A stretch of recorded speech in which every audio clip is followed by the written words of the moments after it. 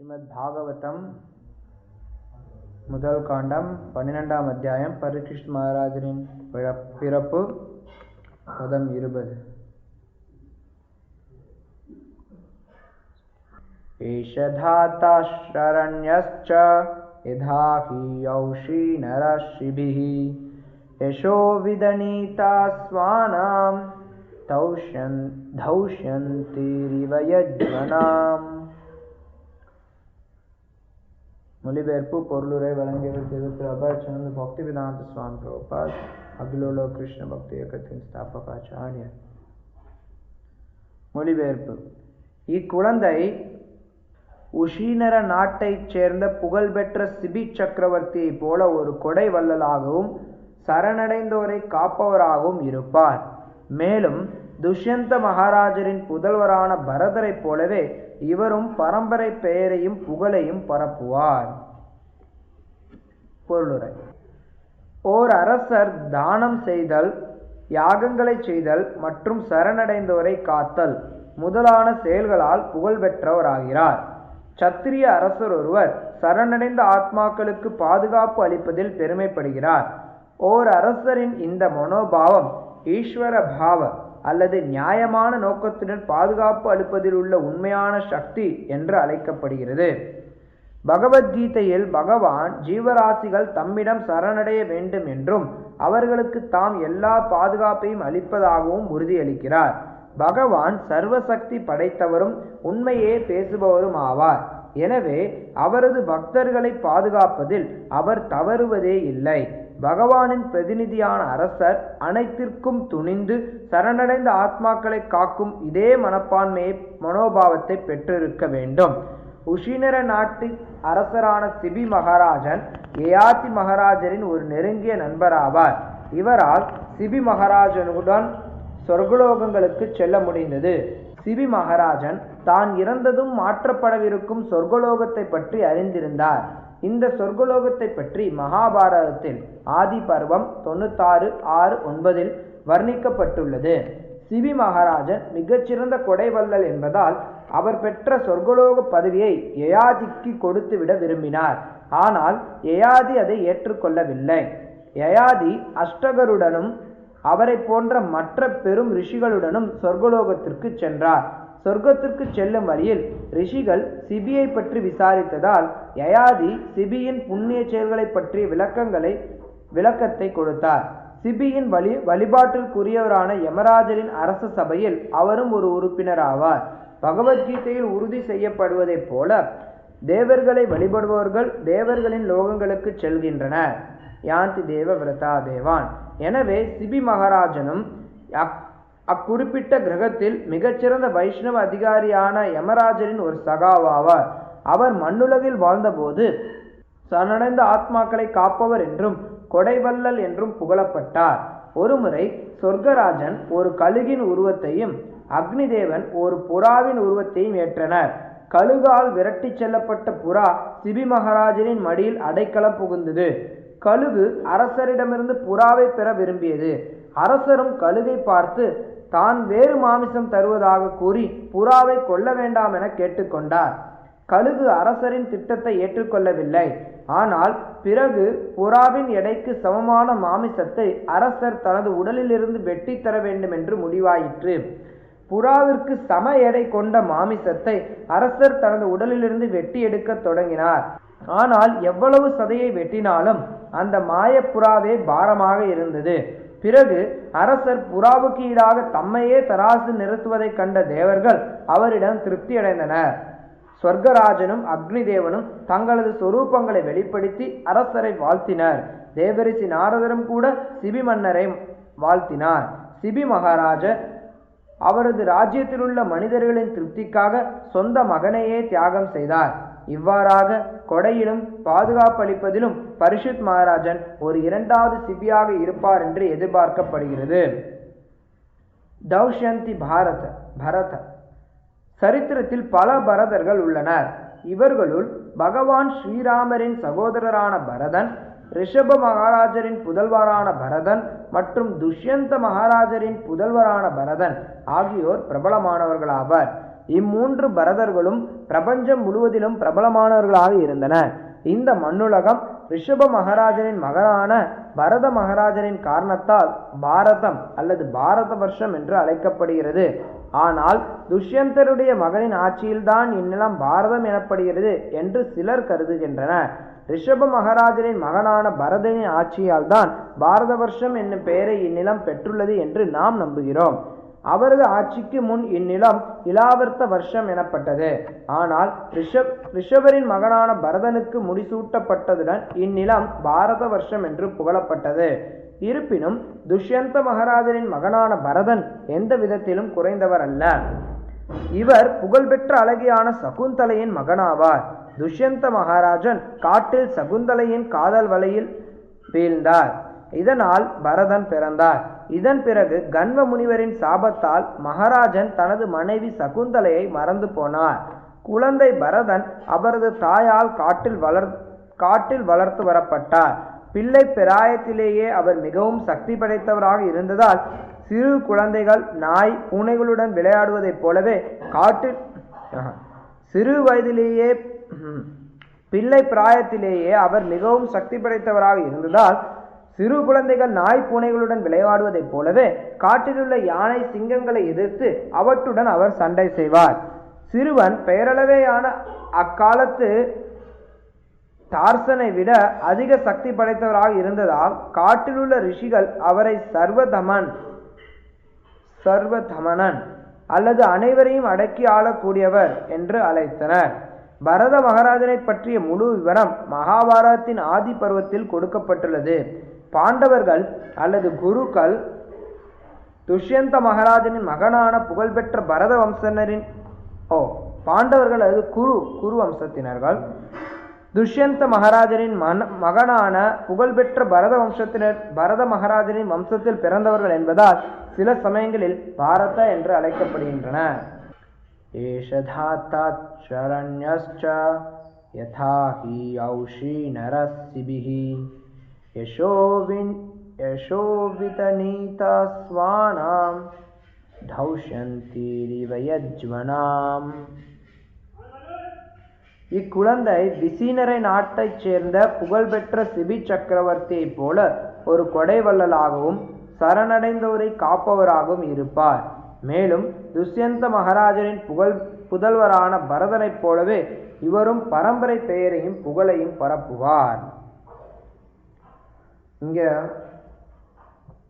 நேற்று பதத்தில் நம்ம பார்த்தோம், பிராமணர்கள் பரீட்சித் மகாராஜரை நேற்றைய பதத்தில் இக்ஷ்வாகு மன்னரோடையும் ஸ்ரீராமபிரானோடையும் ஒப்பிட்டாங்க.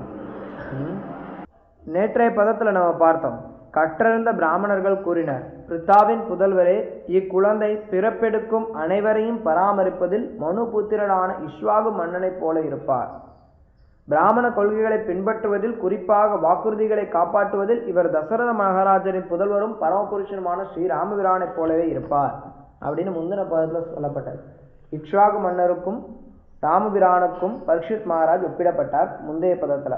இந்த பதத்தில் பரீட்சித் மகாராஜ் சிபி சக்கரவர்த்திக்கும் துஷ்யந்த மகாராஜனின் புதல்வரான பரதருக்கும் ஒப்பிடப்படுறார். சிபி சக்கரவர்த்தியோட எதுக்கு ஒப்பிடுறார் அப்படின்னா, சிபி சக்கரவர்த்தியை போல ஒரு கொடைவள்ளலாகவும் சரணடைந்தவரை காப்பவராகவும் இருப்பார் அப்படின்னு சொல்லப்படுறார். சிபி சக்கரவர்த்தி ஒரு மிகச்சிறந்த கொடைவள்ளல்.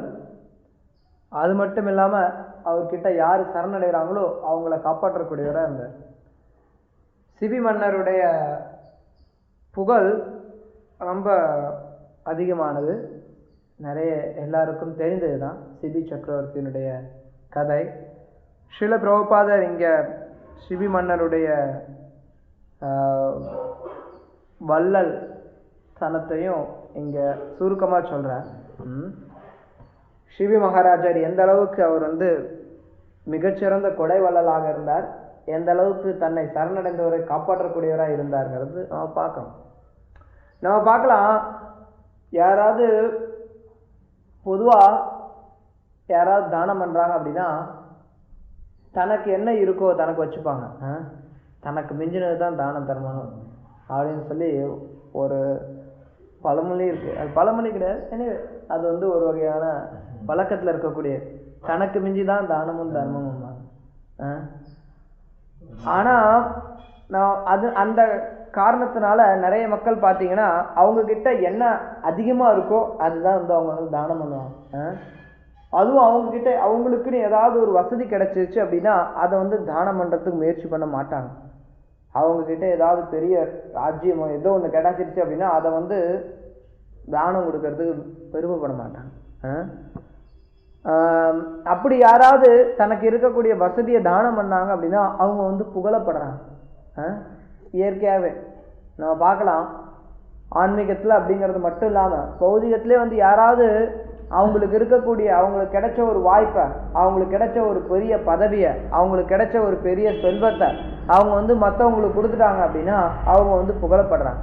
ஒரு சிலர் அந்த புகழுக்காகவே பேருக்காகவே அது மாதிரி கொடுக்கக்கூடியவர்களும் உண்டு. ஆனால் சிவி மன்னர் அந்த மாதிரி தான் புகழ் பெறணும் அப்படிங்கிறதுக்காக அவர் கொடைவள்ளலாக விளங்கலை. அவருடைய இயற்கையே அவர் வந்து மிகச்சிறந்த கொடைவள்ளலாகவே இருந்தார். அவர் வந்து தனக்கு கிடைச்ச, இங்கே நம்ம பொருளுரையில் ஷீல பிரபுபா விளக்குறார், எப்படி ஸ்ரீ மகாராஜர் யயாதி மன்னனுக்கு அவர் வந்து அவர் கிடைச்ச சொர்க்கலோக பதவியை கொடுக்குறார். நீ போ சொர்க்கத்துக்கு போ. யாராவது கொடுப்போமா சொர்க்கத்துக்கு போறது? சிவி மன்னர் அவர் தனக்கு கிடைச்ச அந்த சொர்க்கலோக பதவியை கூட அவர் வந்து யயாதி மன்னருக்கு தானம் பண்றார். யாராவது அவ்வளோ பெரிய பதவி கிடைச்சது அப்படின்னா அதை வந்து தானம் பண்றது அப்படிங்கிறது அவ்வளவு எளிமையானது கிடையாது. யயாதி சிவி மகாராஜருக்கு நண்பர் இருந்த போதிலும் அவர் வந்து தன்னுடைய நண்பருக்காக அதை விட்டு கொடுக்கிறார். அது மட்டும் இல்லாமல் இங்கே ஸ்ரீல பிரபுபாதர் எல்லோருக்கும் அறிந்த எல்லோரும் தெரிஞ்ச அந்த புறாவுக்காக தன்னுடைய சதையை வெட்டி வைக்கக்கூடிய அந்த நிகழ்ச்சியை இங்கே ஸ்ரீல பிரபுபாதர் மேற்கோள் காட்டுறார். இது வந்து பார்த்தீங்க அப்படின்னா எந்த அளவுக்கு பிரபலமானது அப்படின்னா வேத சாஸ்திரங்களில் மட்டும் இல்லாமல் இந்தியாவில் இருக்கக்கூடிய ஒவ்வொரு பகுதியிலுமே இந்த கதை வந்து பேசப்படக்கூடியது. அந்த அளவுக்கு சிவி மகாராஜர் புகழ் பெற்றவர். தமிழ் இலக்கியத்தில் கூட சிவி மகாராஜரை பற்றிய வர்ணனைகள் இருக்கு.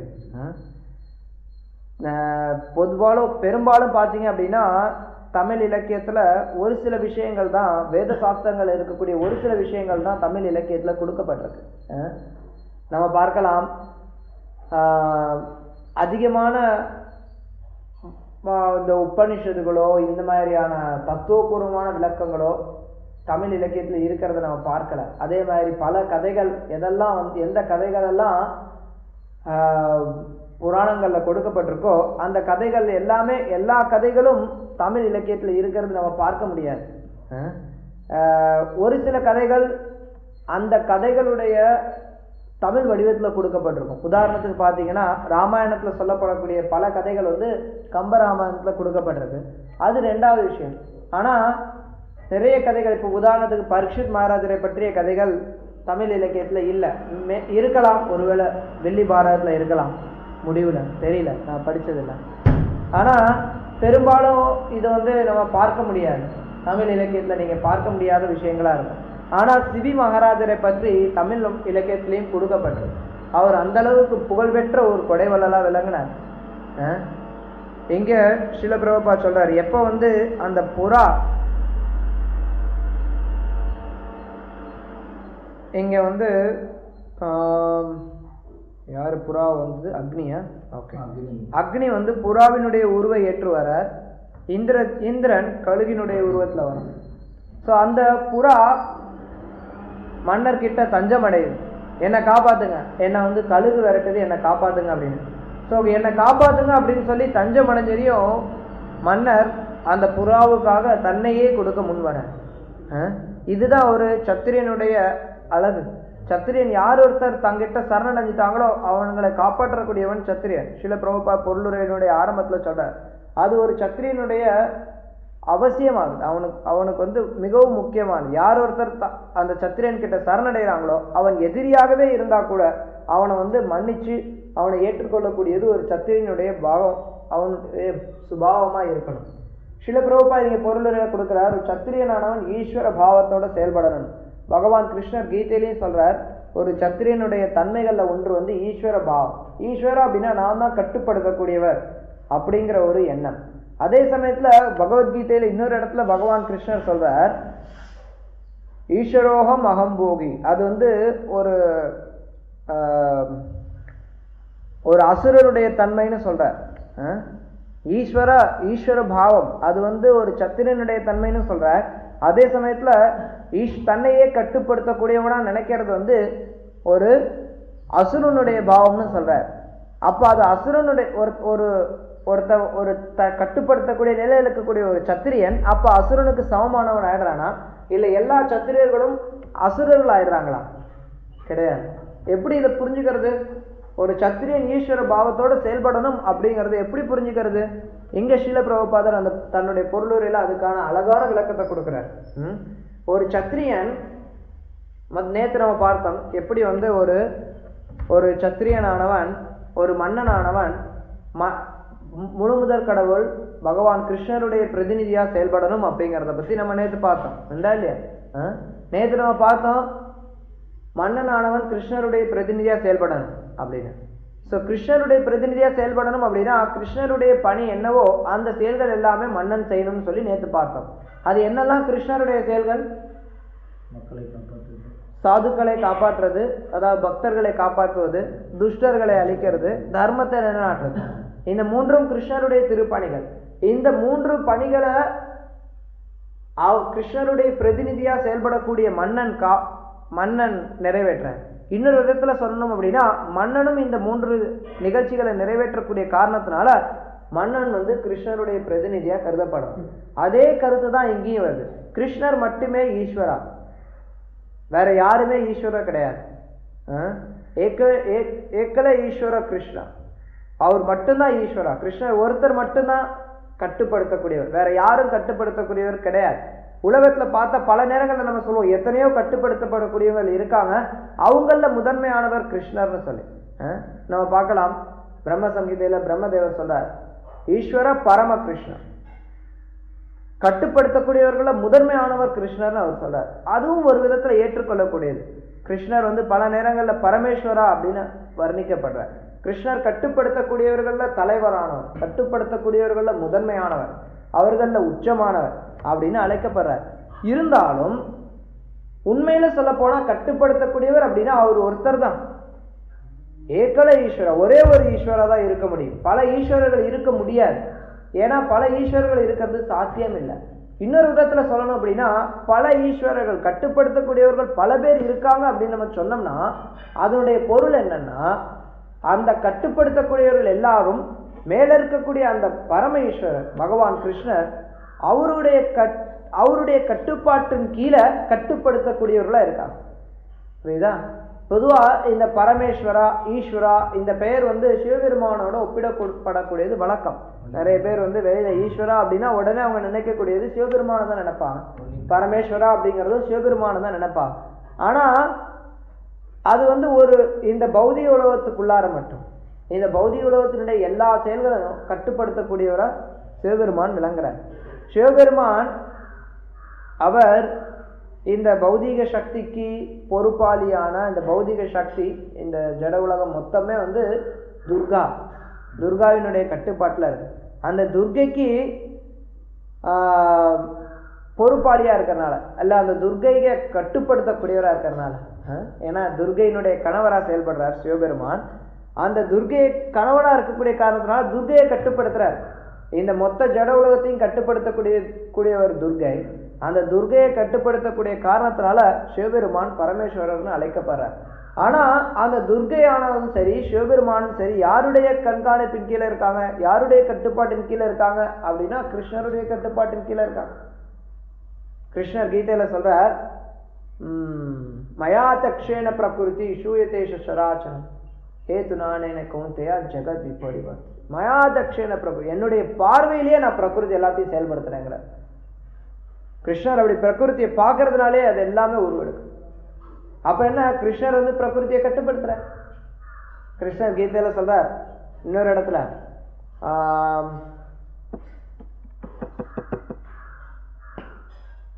தைவிகேஷ் குணமயி மம மாயா துரத்தையா. அவர் சொல்றார் மம மாயா, இந்த மாயை வந்து என்னுடைய சக்திங்கிறார். அப்ப என்ன, இப்ப என்னுடைய பொருள் ஒண்ணுன்னு நான் சொன்னேன்னா அந்த பொருளை நான் கட்டுப்படுத்தக்கூடியவனா இருக்கேன், உண்டா இல்லையா? அந்த பொருள் என்ன கட்டுப்படுத்தக்கூடியதா இருக்காது. கிருஷ்ணர் வந்து மம மாயாங்கிற, என்னுடைய மாயங்கிற. இப்ப நான் சொல்றேன் இது என்னுடைய வீடு அப்படின்னா அந்த வீட்டை நிர்மாணிக்கக்கூடியவன், அந்த வீட்டை கட்டுப்படுத்தக்கூடியவன், அந்த வீட்டுக்கு பொறுப்பாளியா இருக்கக்கூடியவன் நான். எளிமையா நம்ம புரிஞ்சுக்கலாம். இல்ல அப்படி இல்லைன்னா அது என்னுடைய வீடுன்னு நான் சொல்ல மாட்டேன், என்னுடையதுன்னு நான் சொல்ல மாட்டேன். என்னுடைய மாயை நான் கிருஷ்ணர் சொல்றதுக்கு வாய்ப்பே இல்லாம போயிடும். கிருஷ்ணர் என்னுடைய மாயைன்னு சொல்றதுனால மாயையை கட்டுப்படுத்தக்கூடியவர் கிருஷ்ணங்கிறத புரிஞ்சுக்கலாம். அது மட்டும் இல்லாம அந்த பதத்திலே கிருஷ்ணர் சொல்றார் மம மாயா துரத்திய, மாயை வென்றது அறிவு. ஆனா யார் கிருஷ்ணர்கிட்ட சரணடைகிறாங்களோ அவங்க அந்த மாயை வெற்றி கொள்ளலாம்னு சொல்ற. அப்ப நான் ஒரு விஷயத்தை வெற்றி கொள்ள முடியாது, ஆனா இன்னொரு விஷயத்தை நான் அணுகினேன்னா அந்த விஷயத்தை நான் வெற்றி கொள்ளலாம். அப்படின்னா என்ன அர்த்தம்? முதல்ல எந்த பொருளை என்னால வெற்றி கொள்ள முடியாம இருந்ததோ அந்த பொருளை காட்டிலும் அந்த விஷயத்தை காட்டிலும் நான் யார்கிட்ட சரணடைஞ்சனோ அவங்க பெரியவங்களா இருக்காங்க. அப்பதான் அந்த கதை நடக்கும். இப்ப ஒண்ணும் கிடையாது. நான் ஒரு ஒரு காரியம், முக்கியமான காரியம், இந்த இடத்துல ஏதோ ஒரு காரியம், ரோடு போடணும்னு வச்சுக்கோங்க. உதாரணத்துக்கு ஒரு இடத்துல இங்க ரோடு போடணும். அதுக்கு ஒரு அதிகாரி இருக்கார். அந்த அதிகாரி அவர் ரொம்ப அந்த அதிகாரி இருக்கார், அவர் மூலமா தான் நம்ம அணுகணும். அப்படி இல்லை வேற ஒரு அதிகாரிட்டே அணுகிட்டோம் அப்படின்னா இந்த அதிகாரி அணுக தேவையில்லை அப்படின்னு யாராவது சொன்னாங்கன்னா அப்ப இந்த அதிகாரி யாரு? அவரு கீழே இருக்காரு, அவருடைய கட்டுப்பாட்டின் கீழே இருக்காரு. இது எளிமையா எல்லாருமே புரிஞ்சு கொள்ளக்கூடிய, இதுல எந்த கஷ்டமும் கிடையாது. கீதையில கிருஷ்ணர் தெளிவா சொல்றார். மம மாயான்னு சொல்லும் போதுமா நம்ம தெரிஞ்சுக்க முடியும் கிருஷ்ணர் மாயையை கட்டுப்படுத்தக்கூடியவரா இருக்கார். கிருஷ்ணர் மாயைக்கு உட்படக்கூடியவர் கிடையாது. கிருஷ்ணர் இந்த மாயைக்கெல்லாம் அப்பாற்பட்டவர். சில நேரங்கள்ல மக்கள் சொல்லுவாங்க கிருஷ்ணரும் மாயைக்கு உட்பட்டவரா இருக்கார். கிருஷ்ணர் இந்த உலகத்துல வரும்போது அவரும் மாயினால ஆன உடலை எடுத்துக்கிறார் இப்படின்லாம் சொல்லுவாங்க. அதெல்லாம் கிருஷ்ணர் கீதையிலேயே கண்டிக்கிறார். கீதையிலேயே கிருஷ்ணர் சொல்றார் இந்த மாயை நான் மாயினால தோன்றினேன் அப்படின்னு நினைக்கிறவங்க முட்டாளுங்கிறார். அபஜானந்தி மாமூடா மானுஷ்யம் தனு மாசுதம். அவர் சொல்றார் மானுஷ்யம் தனுமா, நான் மனிதனா பிறக்கும் போது மனித சமுதாயத்துக்கு நடுவுல பிறக்கும் போது மூடர்கள் என்ன நிந்திக்கிறாங்க. அவங்க என்னுடைய பரம்பாவம், என்னுடைய உயர்ந்த இயற்கையை பத்தி அவங்களுக்கு தெரியறதில்லை. நான் எவ்வளவு உயர்ந்தவன் அப்படிங்கிறத பத்தி தெரியாதவங்க என்னை பத்தி ஏளனம் செய்யறாங்க அப்படின்னு சொல்லி கிருஷ்ணர் சொல்றார். இப்படி கிருஷ்ணர் மாயை கட்டுப்படுத்தக்கூடியவரா இருக்கார். கிருஷ்ணரை எல்லாவற்றையும் கட்டுப்படுத்தக்கூடியவரா இருக்கார். அதனால அவர் ஈஸ்வரா அப்படின்னு அழைக்கப்படுறார். உண்மையில ஈஸ்வரா அப்படிங்கிற வார்த்தை கிருஷ்ணருக்கு மட்டுமே பொருந்தக்கூடியது. அதே சமயத்துல கிருஷ்ணருடைய பணி என்ன? அவர் எல்லாரையும் கட்டுப்படுத்துறார். அதே கட்டுப்படுத்தக்கூடிய பணியை கிருஷ்ணருடைய பிரதிநிதியா இருந்து செயல்படக்கூடியவர்களும் ஈஸ்வரா அப்படின்னு அழைக்கப்படுறாங்க. நம்ம பார்த்தோம் அப்படின்னா இன்னொரு உதாரணம் இதுக்கு சொல்லலாம். பிரபு அப்படின்னு நம்ம சொல்லுவோம். பிரபு அப்படின்னா என்ன? நோ கிடையாது. பிரபு அப்படின்னா ஒரு பக்தரா என்ன? சேவகனா? பிரபு அப்படிங்கிற தாசன்னா தான் சேவகன். பிரபுனா என்ன?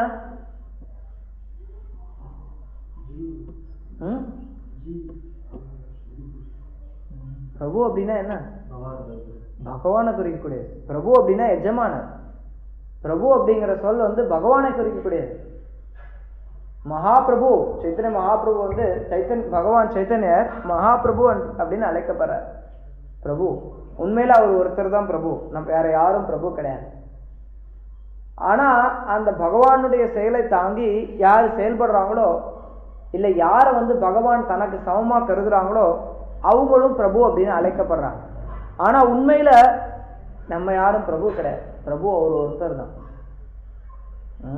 பிரபு அப்படிங்கிறது பகவான் கிருஷ்ணரை மட்டும் குறிக்கக்கூடியது. அதே சமயத்துல கிருஷ்ணருடைய பிரதிநிதியா இருந்து உண்மையில இன்றைக்கு இஸ்கான்ல அதுக்கப்புறம் அதுக்கு முன்னாடி கௌடிய மடத்திலையும் இந்த பிரபு அப்படிங்கிற வார்த்தை எல்லாருக்கும், எல்லா தீட்சை வாங்கின பக்தர்களுக்கும் உபயோகப்படுத்தப்படுது. ஆனா அதே சமயத்துல கௌடிய வைஷ்ணவ சம்பிரதாயத்துல பிரபு அப்படிங்கிற வார்த்தையானது பகவானுக்கும் பகவானுடைய பிரதிநிதியா செயல்படுறவருக்கும், அதாவது குருவுக்கும் உபயோகப்படுத்தப்படக்கூடிய ஒரு வார்த்தை. பிரபு அப்படிங்கன்னா எஜமானர். எஜமானர் யாரு? கிருஷ்ணர் ஒருத்தர் தான் எஜமானர். வேற எல்லாருமே அவருடைய தாசர்கள். இருந்தாலும் அவருடைய பிரதிநிதியா யாரு செயல்படுறாங்களோ அவங்களும் பிரபு அப்படின்னு அழைக்கப்படலாம். அதே மாதிரிதான் ஈஸ்வரா. ஈஸ்வரா அப்படிங்கிறவர் கிருஷ்ணர் ஒருத்தர் தான் ஈஸ்வரர். அவர் மட்டும்தான் கட்டுப்படுத்தக்கூடியவர். அவர் ஒருத்தர் தான் கட்டுப்படுத்தக்கூடியவர். இருந்தாலும் அவருடைய பிரதிநிதியா செயல்படக்கூடிய மன்னனும் ஈஸ்வரான்னு அழைக்கப்படுறான். ஆனா மன்னன் கிருஷ்ணருடைய பிரதிநிதியா செயல்படாம வெறுமனன் தன்னையே கட்டுப்படுத்தக்கூடியவனா நினைச்சான் அப்படின்னா அப்பா அவன் அசுரன் ஆயிடுறான். நம்ம முதல்ல சொன்னோம், கிருஷ்ணர் சொல்றார் ஈஸ்வரோகம் அகம் போகி, நானே அனுபவிக்கக்கூடியவன், நானே கட்டுப்படுத்தக்கூடியவன். ஈஸ்வரோகம் அப்படின்னு எவன் நினைக்கிறானோ அவன் அசுரன்கிறார்.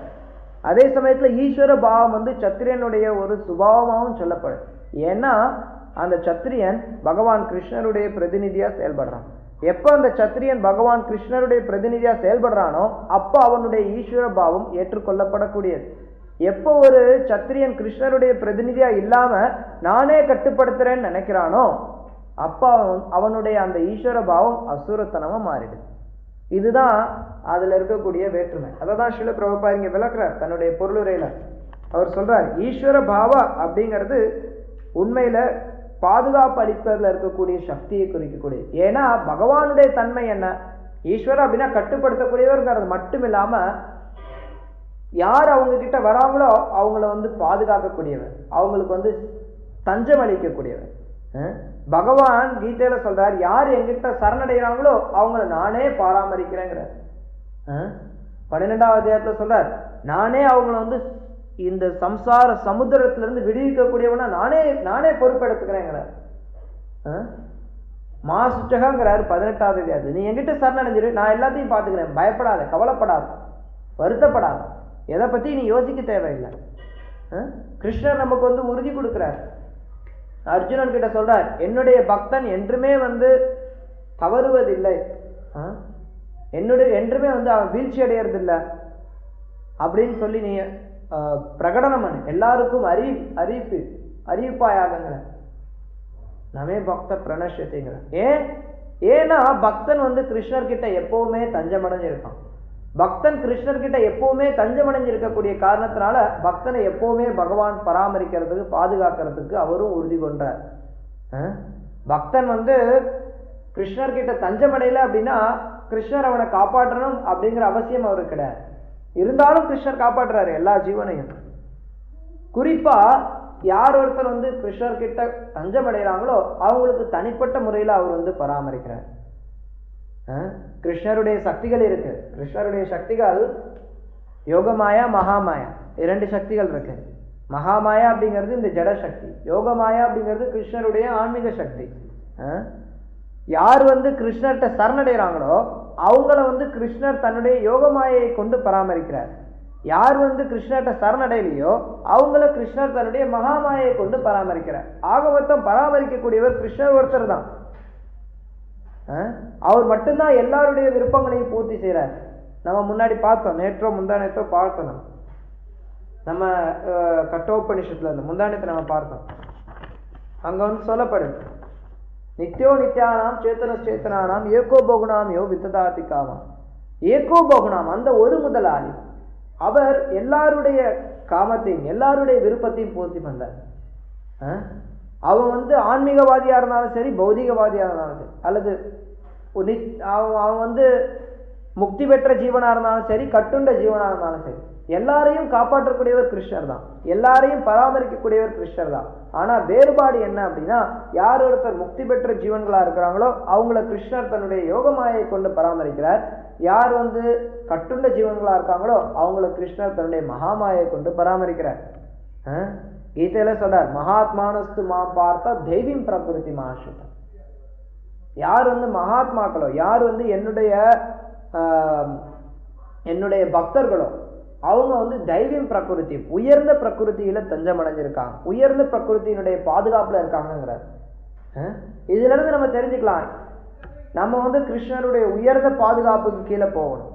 கிருஷ்ணர்கிட்ட நம்ம எப்ப சரணடைகிறோமோ அப்ப கிருஷ்ணர் ஸ்வயம் அவரே நமக்கு வந்து பராமரிக்கிறார்.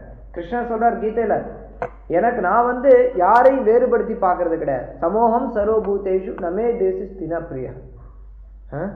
யாரையும் நான் வந்து வேறுபடுத்தி பார்க்கறது கிடையாது, யாருக்கும் பாரபட்சம் பார்க்கறது கிடையாதுங்கிற. இருந்தாலும் அடுத்த வரியில சொல்றார், என்ன சொல்றாரு? ஏ பஜந்தி துமாம் பக்தியா மை தே தேஷ்டாப்யா. ஆனா யார் வந்து என்னுடைய பக்தர்களா இருக்கிறாங்களோ அவங்கள வந்து ஸ்வயம் நானே பராமரிக்கிறேங்க. அதாவது ஏன்னா யார், இது வந்து இயற்கையானது, பகவானுடைய இயற்கை இது. அவர் வந்து எல்லாருக்கும் சமமா இருக்கார். இருந்தாலும் யார் கிருஷ்ணர்கிட்ட சரணடைகிறாங்களோ, யார் கிருஷ்ணரை குறிப்பா அவர்கிட்ட சேரணும்னு நினைக்கிறாங்களோ அவரை வந்து தனிப்பட்ட முறையில பார்த்துக்கிறார். இது வந்து இயற்கையான ஒரு சுபாவம்.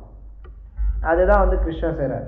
ஸோ கிருஷ்ணர் செய்யக்கூடியது அது வந்து ஈஸ்வர பாவம், எல்லாரையும் காப்பாற்றக்கூடிய, எல்லாரையும் பாதுகாக்கக்கூடிய பாவம் வந்து கிருஷ்ணருக்கு மட்டுமே பொருத்தமான. மற்றவர்கள் ஈஸ்வரர்களா செயல்படலாம் இந்த உலகத்துல, ஆனா அவங்க எந்த காலகட்டத்திலையும் தங்களை ஈஸ்வரனா நினைக்க கூடாது. தன்னையே கட்டுப்படுத்தக்கூடியவனா கிருஷ்ணரை தவிர வேறு யாரும் நினைக்க முடியாது. ஜீவனுடைய சொரூபம் ஜீவர சொரூப ஹோய் கிருஷ்ணர நித்தியதா. ஜீவனுடைய சொரூபம் கிருஷ்ணருக்கு நித்தியமா சேவகனா இருக்காரு. அதே மாதிரி கிருஷ்ணருடைய சொரூபம் ஜீவனுக்கு நித்தியமா எஜமானரா இருக்காரு. நம்மளுடைய சொரூபம் சேவகனா இருக்கிறது, கிருஷ்ணருடைய சொரூபம் எஜமானரா இருக்காரு, ஈஸ்வரா இருக்காரு, பிரபுவா இருக்காரு. அது கிருஷ்ணருடைய சொரூபம். ஸோ அந்த கிருஷ்ணருடைய செயலை தாங்கி இருக்கக்கூடிய மன்னர் எப்போ வரும்? கிருஷ்ணருடைய அந்த திருப்பணியை தன்னை தஞ்சமடையக்கூடிய நபர்களை காப்பாற்றக்கூடியவரா எப்ப மன்னன் இருக்கானோ அப்போ அந்த மன்னனும் கிருஷ்ணருடைய பிரதிநிதியா கருதப்படுறான். அப்பதான் உண்மையான மன்னனா கருதப்படுறான். எப்ப அந்த மன்னன் கிட்ட தன்னை தஞ்சமடைந்தவரை காப்பாற்றக்கூடிய திறன் இல்லையோ அப்ப மன்னனா கருதப்பட முடியாத. நம்ம பார்க்கலாம், நேத்து கூட நான் முந்தா நேத்து கூட சொல்லிட்டு இருந்தேன், துவாரகையில எப்ப ஒரு பிராமணனுடைய குழந்தை பிறந்து இறந்து போகுதோ அப்போதைக்கு அந்த பிராமணன் வந்து துவாரகையில வந்து குற்றம் சாட்டுவான், மன்னனை குற்றம் சாட்டுவான். என்ன மன்னன் நீ, உன்னால என்னுடைய குழந்தைகள் பிறந்து மடிஞ்சின்னு இருக்கு, காப்பாற்ற முடியலையே, நீங்க எல்லாம் மன்னரா இருந்து என்ன பிரயோஜனம்? ஏன்னா தன்னை சார்ந்து இருக்கக்கூடிய குடிமக்களை உங்ககிட்ட நான் வந்து பாதுகாப்பு கேட்கிறேன், பாதுகாப்பு கொடுக்க முடியல, என்ன பலன்? அதுக்கப்புறம் அந்த ஒரு அது மாதிரி ஒவ்வொரு தடவையும் நடந்துட்டு இருக்கும். அந்த சமயத்துல ஒரு தடவை அர்ஜுனன் இருப்பான் அந்த இடத்துல. அர்ஜுனன் சொல்லுவான், நான் பாதுகாப்பு அளிக்கிறேன், நான் ஒரு சத்திரியன், நான் பாதுகாப்பு அளித்தாவும் அப்படின்னு சொல்லி அர்ஜுனன் போவான். அர்ஜுனனாலையும் பாதுகாப்பு அளிக்க முடியாது, எல்லா இடத்தையும் சுத்தி பாதுகாப்பு போட்டிருப்பான். இருந்தாலும் அந்த குழந்தை வந்து மறைஞ்சிடும். ஏன்னா பகவானுடைய லீலைகள். பகவான் அங்க வந்து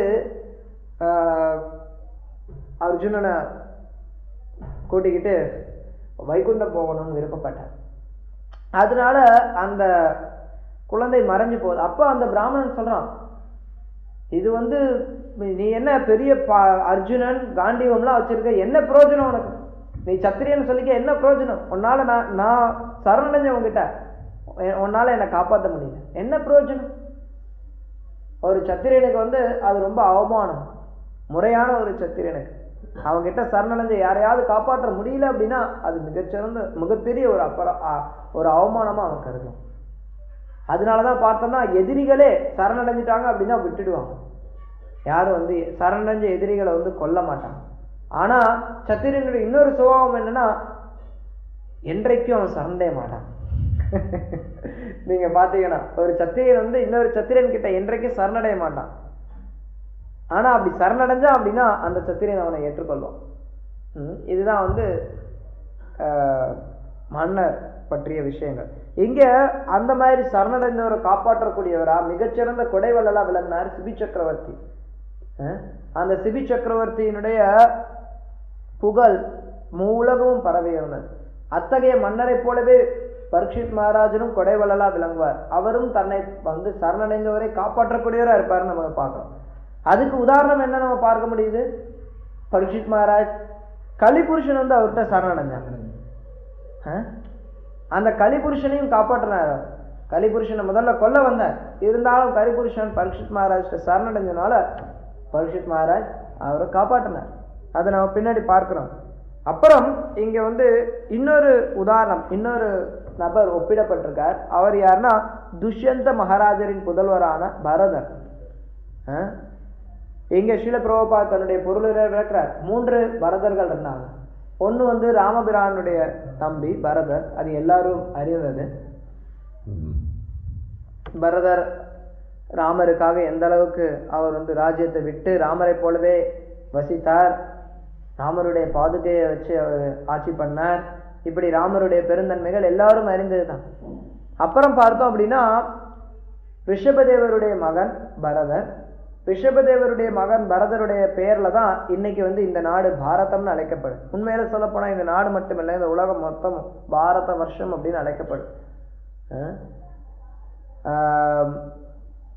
இந்த நாடான இந்த நிலமானது பாரத வருஷம் அப்படின்னு அழைக்கப்படுறதுக்கு காரணம், ஒரு சிலர் துஷ்யந்த மன்னருடைய புதல்வரான பரதர்னு சொல்லுவாங்க, ஸ்ரீல பிரபுபா இங்க சொல்றார். ஆனா அதே சமயத்துல உண்மை என்ன அப்படின்னா, இந்த நாடு பாரதம் அப்படின்னு அழைக்கப்படுறது, இந்த பகுதி பாரதம் அப்படின்னு அழைக்கப்படுறதுக்கு காரணம் ரிஷபதேவருடைய மகன் பரதர் தான். அவர் தான் காரணம். அவர் மிகச்சிறந்த பக்தராகவும் விளங்கினார். நம்ம ஸ்ரீமத் பாகவதம் படிக்கிறவங்களுக்கு தெரியும், பரத மன்னர், அதாவது ரிஷபதேவருடைய மகனான பரதர் எப்படி பக்தி தொண்டுல மிகச்சிறந்த நபரா விளங்கினார் அப்படிங்கிற. அதே சமயத்துல துஷ்யந்தருடைய மகன் பரதன், அவனும் சாதாரணமான மன்னன் கிடையாது, அவரும் மிகச்சிறந்த ஒரு மன்னர். அததான் ஸ்ரீல பிரபுபா இங்க சொல்ற, துஷ்யந்த மன்னருடைய மகனான பரதனும் எந்த விதத்திலையும் குறைந்தவர் அல்ல. அவர் சகுந்தலையினுடைய மகன். சகுந்தலை யாரு?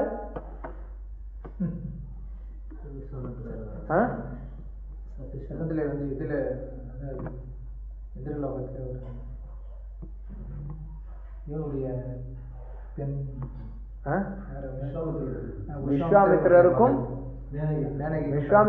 மேனகைக்கும் பிறந்த பொண்ணு சகுந்தலை. சகுந்தலை பேரழகி.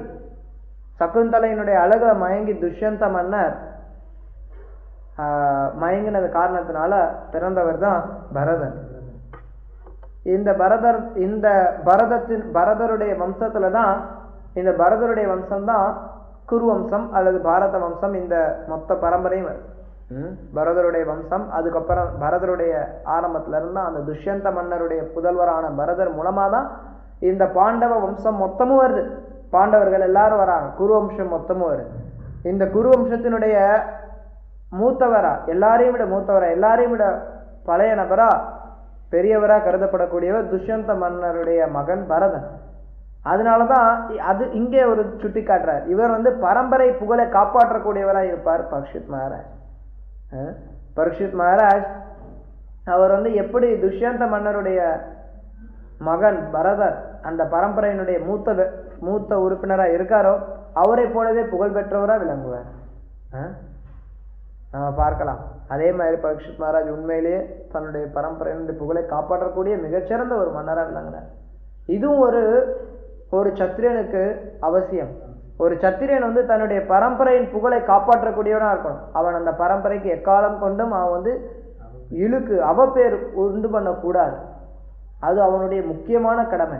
அந்த பரம்பரைக்கு அவனால அழகு சேர்க்க முடியல அப்படின்னாலும், அதாவது அந்த பரம்பரைக்கு நற்பேர் கொண்டு வர முடியலனாலும் அவப்பேர் கொண்டு வரக்கூடாது அப்படிங்கிறது ஒரு சத்திரனுடைய முக்கியமான கடமை.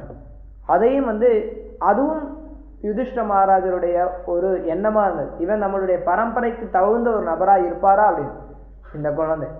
அதனால இந்த பிராமணர்கள் உறுதி செய்றாங்க, நம்மளுடைய பரம்பரைக்கு உகந்த ஒரு நபரா தான் இந்த குழந்தை இருக்கும் அப்படின்னு. ஹரே கிருஷ்ணா. ஏதாவது கேள்விகள்? ஈஸ்வரா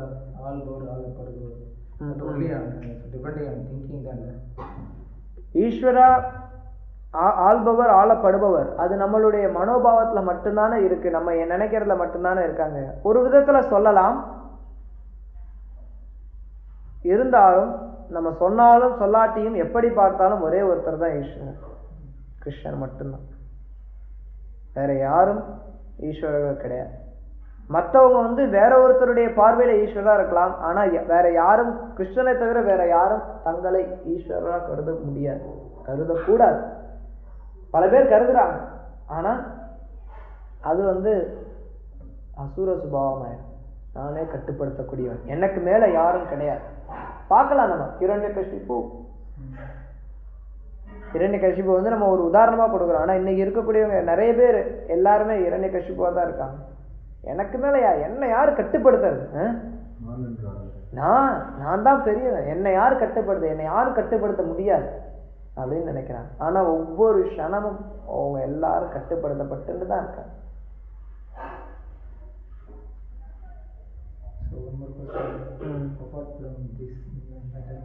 ஸோ இந்த மாயாவதிலாம் நம்ம பார்த்துருக்கோம். ஸோ அவங்களோட சுக்ரிதிசம் திருவண்ணாமலாம் சில இதெல்லாம் பார்த்து பிக் பாஸ் பார்த்து என்ன விதமான சுக்ரிதியில் அவங்களுக்கு அந்த மாதிரி இந்த ஓகே. இங்கே ஒரு கேள்வி கேட்குற பத்ரசேன பிரபு, நம்ம பேசின விஷயம் இல்லாமல் சம்மந்தம் இல்லாதது. அவர் முதல்ல வேற யாருக்கா வேற ஏதாவது கேள்வி இருக்கா? இப்போ பேசினது சம்மந்தமா, பேசின விஷயங்கள் சம்மந்தமா ஏதாவது கேள்வி இருக்கா உங்களுக்கு?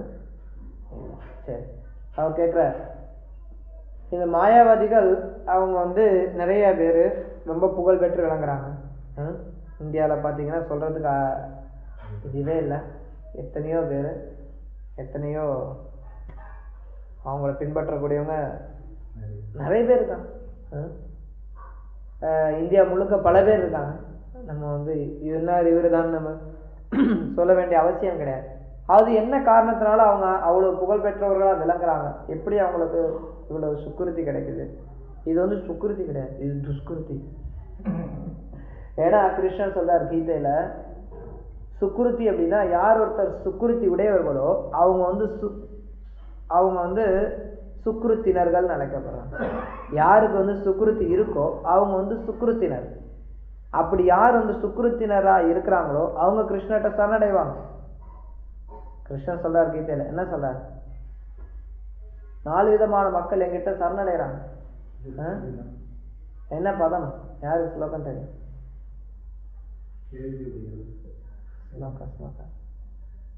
படிக்கணும். 4 விதமான மக்கள் கிருஷ்ணர் கிட்ட சரணடைறாங்க. 4 விதமான மக்கள் கிருஷ்ணர் கிட்ட சரணடைறது இல்ல. இந்த 2ம் மிக முக்கியமான பதம், நம்ம தெரிஞ்சு வச்சிருக்கணும்.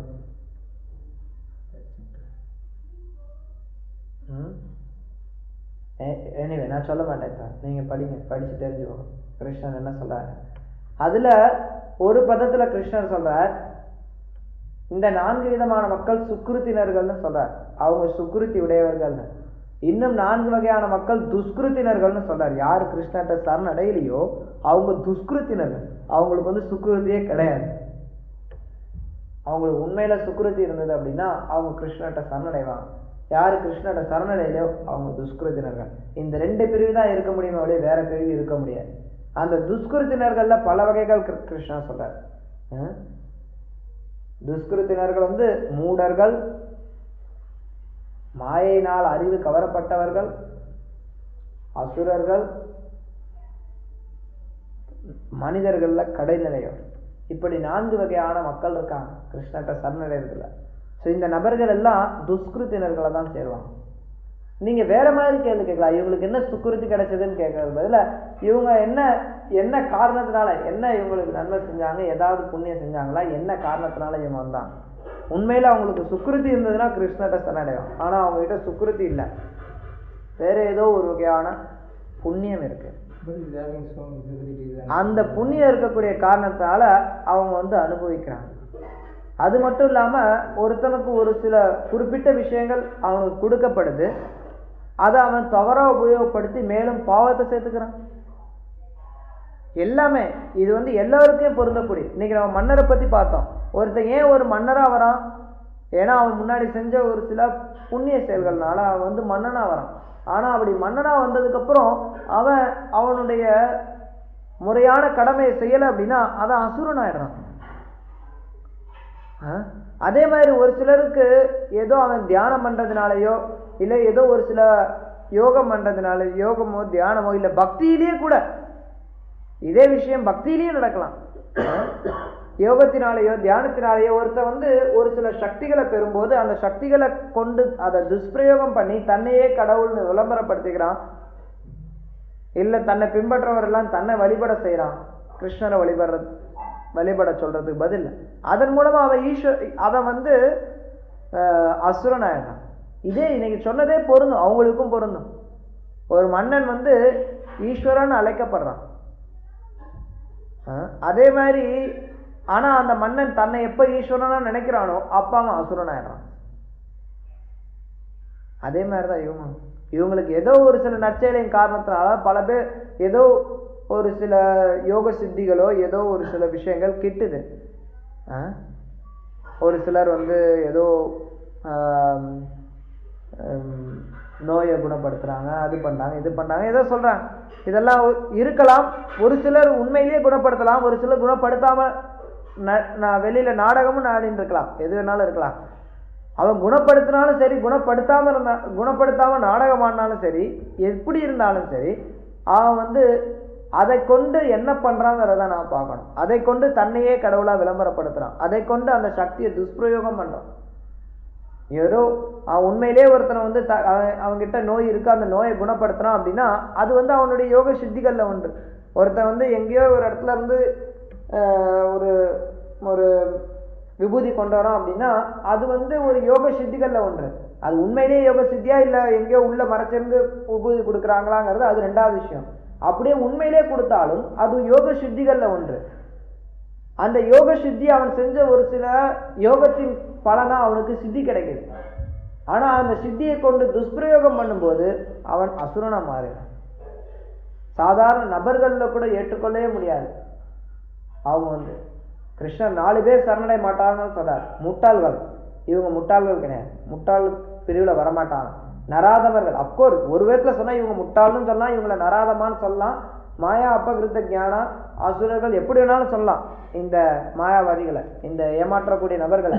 இருந்தாலும் இவங்க எல்லாரும் பாத்தீங்கன்னா அசுரர்கள் ஆயிடுறாங்க, மனிதர்களாவே கருதப்பட முடியாதவர்கள். ஏன்னா தன்னையே வந்து ஈஸ்வரனா நினைக்கிறாங்க.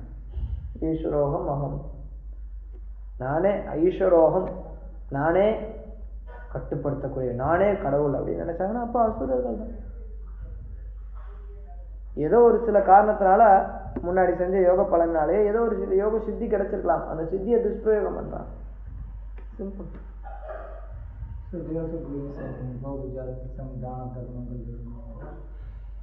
கிருஷ்ண சொல்ற கீதையில தமோ குணத்துல செய்யப்படக்கூடிய தான தர்மங்கள், அவங்களும் ஒரு சில தான தர்மங்கள் பண்ணலாம், அவங்களும் ஏதோ ஒரு சில விஷயங்கள் சொல்லித்தரான். கிருஷ்ணர் அதெல்லாம் தமோ குணத்தை சார்ந்தது.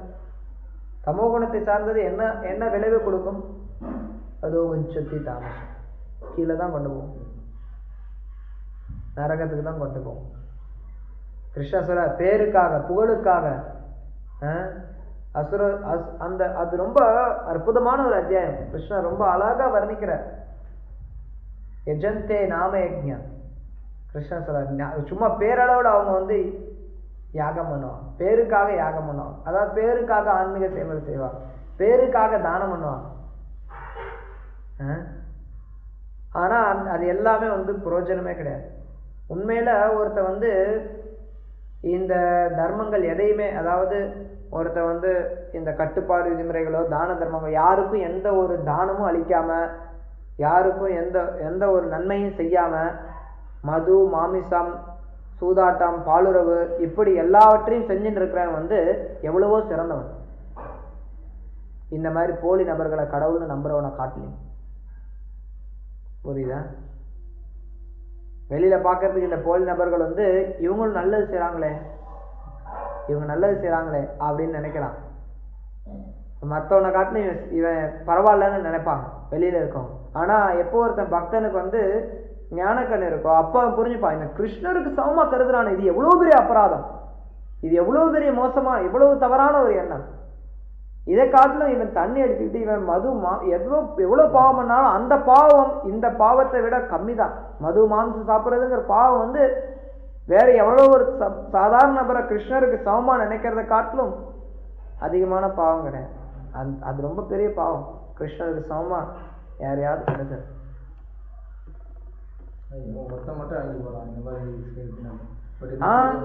எல்லாரும் பின்பற்றக்கூடியவர்களும். அதுதான் அன்னைக்கு மகாராஜ் அந்த கதையில சொன்னார்.